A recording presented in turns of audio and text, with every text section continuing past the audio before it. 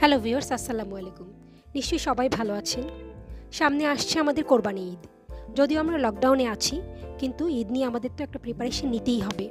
তাই আজ আমি ঈদ স্পেশাল হিসেবে আপনাদের জন্য স্পেশাল কাবাব রেসিপি নিয়ে এসেছি, পেশওয়ারি চাপলি কাবাব। এটা পাকিস্তানি খুবই জনপ্রিয় একটা কাবাব। পেশওয়ারি এটা খুব জনপ্রিয় বলে এটাকে পেশওয়ারি কাবাবও বলা হয়। এটা একটি মোগলাই ফুড। এই পেশওয়ারি কাবাব বানাতে যা লাগবে তা আজ আমি আপনাদেরকে দেখাচ্ছি। চাপলি কাবাব করতে আমাদের যা লাগবে, এখানে হাফ কেজি গরুর মাংসের কিমা নিয়েছি। আপনারা চাইলে মুরগি এবং খাসির মাংসের কিমা দিয়েও করতে পারেন। এখানে লাল মরিচের গুঁড়া, জিরার গুঁড়া, ধনে গুঁড়া, গরম মশলার গুঁড়া আর বেসন নিয়েছি আমি টমেটো কুচি, ধনে পাতা কুচি, পুদিনা পাতা কুচি, কাঁচামরিচ কুচি আর পেঁয়াজ কুচি। পরিমাণটা ডেসক্রিপশন বক্সে দেওয়া থাকবে। নিয়েছি এখানে আমি 1.5 চা চামচ আদা রসুন বাটা। তারপর একসাথে আমি সব মশলাগুলো এটাতে মিশিয়ে ফেলবো। এই চাপলি কাবাবের গল্প আমি আমার মায়ের কাছে শুনেছি এবং এটা আমার মায়ের কাছ থেকে শেখা, তাই আমি ভাবলাম যে এটা আমি আপনাদের সাথে শেয়ার করি। তারপর এখানে আমি সব মশলাগুলো দিয়ে দিব। তারপর সাথে দিব একটা ডিম।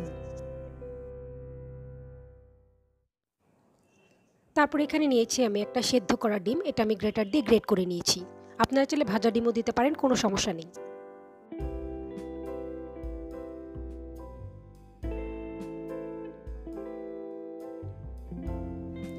তারপর দিচ্ছি স্বাদমতো লবণ। তারপর আমি কিমার সাথে সব মশলাগুলো একসাথে ভালোভাবে মিক্সড করব। হাত দিয়ে মিক্সড করতে হবে, চামচ দিয়ে মিক্সড করা যাবে না, তা নাহলে মশলাগুলো ভেতরে ঢুকবে না। বেসনের পরিমাণ আমার কম হয়ে গিয়েছিল, তাই আমি পরে আবার 4 চা চামচ বেসন এখানে অ্যাড করছি। আপনারা চাইলে বেসন পরে আবার আমার মতো অ্যাড করে নিতে পারেন। বেসন দেওয়ার পর এটাকে আমি খুব ভালোভাবে মিক্সড করে ঠিক 30 মিনিটের জন্য ফ্রিজে রেখে দিব।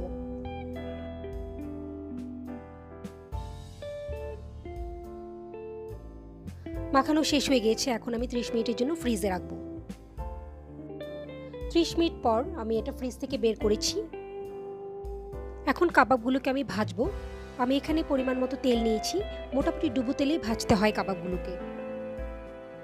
চাপলি কাবাবগুলোকে আগে থেকে শেপ করে রাখতে হয় না। সাধারণত রেস্টুরেন্টে ওরা সাথে সাথে শেপ করে সাথে সাথে ভেজে ফেলে।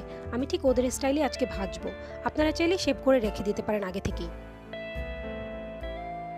আমি এখানে কিভাবে শেপ করছি আপনারা দেখেন। চাপলি কাবাব সাধারণত একটু বড় বড় এবং পাতলা পাতলা হয়, তাই আমি এখানে একটু বড় এবং পাতলা সাইজের করছি। আপনারা চাইলে একটু মোটাও রাখতে পারেন। এই চাপলি কাবাব আপনারা পোলাও, নান, বিরিয়ানি যে কোনো কিছুর সাথে খেতে পারেন। পেশোয়ারে সাধারণত ওরা নানের সাথে এটা ব্যবহার করে থাকে। পাকিস্তানের পাশাপাশি এটা ইন্ডিয়াতে অনেক জনপ্রিয় হয়েছে। যারা হায়দ্রাবাদ, লখনৌ বেড়াতে গিয়েছেন, আপনারা স্ট্রিট ফুড হিসেবেও এটা দেখতে পারেন।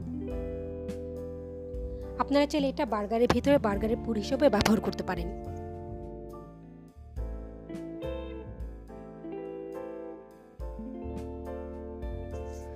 ভাজা শেষ হয়ে গিয়েছে, এখন আমি উঠিয়ে ফেলবো।